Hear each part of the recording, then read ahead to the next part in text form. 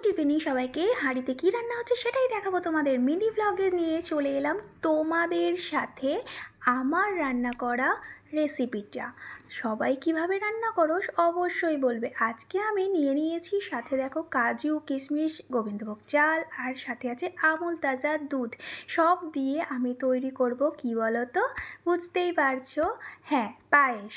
তো পায়েস আমি কিভাবে রান্না করি সেটা সবার সাথে শেয়ার করব। সবাই তো জানোই পায়েস করতে এবং খেতেও তো ভীষণ ভালো লাগে, খুব পছন্দের একটা রেসিপি।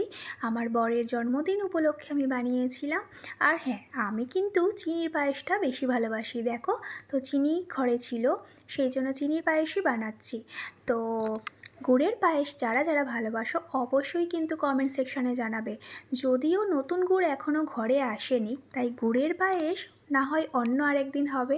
চিনির পায়েস দিয়েই আপাতত কাজ চালানো হচ্ছে। তো দেখো, দুধ আমি বসিয়ে দিয়েছি। হ্যাঁ, দুধটা যেই একটু গরম হয়ে ফুটে উঠবে তখন কিন্তু আমি আস্তে আস্তে চাল দিয়ে দেব। তো অবশ্যই বলো। আর হ্যাঁ, গোটা তেজপাতা আর একটু সাথে লবঙ্গ, এলাচ মানে ছোট এলাচ দিয়েছি এর মধ্যে যখন ফুটছে। তারপরে দেখো এই যে ফেনা ফেনা হয়ে দুধটা ফুটে উঠেছে, তারপরে আমি দিয়ে দেব চাল। হ্যাঁ, নাড়তে থাকবো, কারণ দুধের ফেনাটা হলে বুঝতেই পারো দুধটা কিন্তু উতলে যেতে পারে। সেই জন্য যাতে উতলে না যায়, দুধ ছেড়ে কোথাও যাওয়া যাবে না। তো চালটা দিয়ে দিলাম আস্তে আস্তে, ধুয়ে রাখা গোবিন্দভোগ চালটা। তো সেটা কিন্তু তোমাকে নেড়ে যেতে হবে একটু আস্তে আস্তে, ধৈর্য সহকারে। বলে না, কাজ করলে অবশ্যই সফলতা পাওয়া যায়। তো পায়েসটা কিন্তু সেই ধৈর্যের ফল।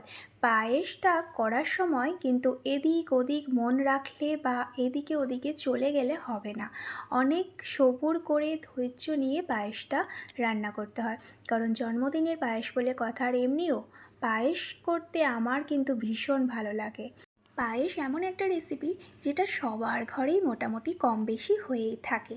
তো কিছুটা কাজু কিশমিশ তো আমি দিয়ে দিয়েছি দুধ আর চালের মধ্যে, আর বাকিটা দেব হাতে একটু ক্রাশ করে।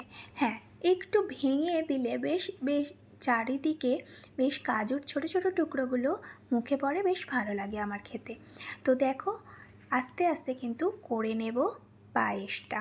তো কে কীভাবে করো অবশ্যই কিন্তু জানাবে। আর কে গুড়ের পায়েস ভালোবাসো বলো তো? আমি কিন্তু চিনির পায়েস, আর আমার বর গুড়ের পায়েস খেতে বেশি ভালোবাসে। যেহেতু সবেমাত্র শীতটা আসছে, নতুন গুড় ওঠেনি, তাই জন্য এখনও ঘরে গুড় আনা হয়নি। যখন আনা হবে অবশ্যই আর একদিন ট্রাই করব। তো দেখো, অলমোস্ট ওটা আমি সব মিশিয়ে নিয়েছি। আর তারপরে যখন দেখব চালটা হয়ে এসেছে, তখন কিন্তু দিয়ে দেব চিনি। হ্যাঁ, চিনিটা খুব বেশি না, আবার খুব কমও নয়, পরিমাণ মতো চিনি দিয়ে করলাম পায়েস। তো তোমরা কে বেশি মিষ্টি খেতে পছন্দ করো সেটাও কিন্তু জানাবে আমাকে। আর বলবে যে কেমন হচ্ছে আমার রান্নাটা। অবশ্যই কিন্তু ভালো লাগলে জানিও বন্ধুরা। তো দেখো, আমার কিন্তু পায়েসটা আস্তে আস্তে রেডি হয়ে গেছে। এই যে ফুলে উঠেছে, তার মানে কিন্তু এবার আস্তে আস্তে ওটা দুধটা টেনে নেবে। বেশি করলে একদম দুধ শুকিয়ে কাঠ হয়ে যাবে, সেটা কিন্তু হতে দেওয়া যাবে না। এটা একদম খিরখিরি ভালো লাগে।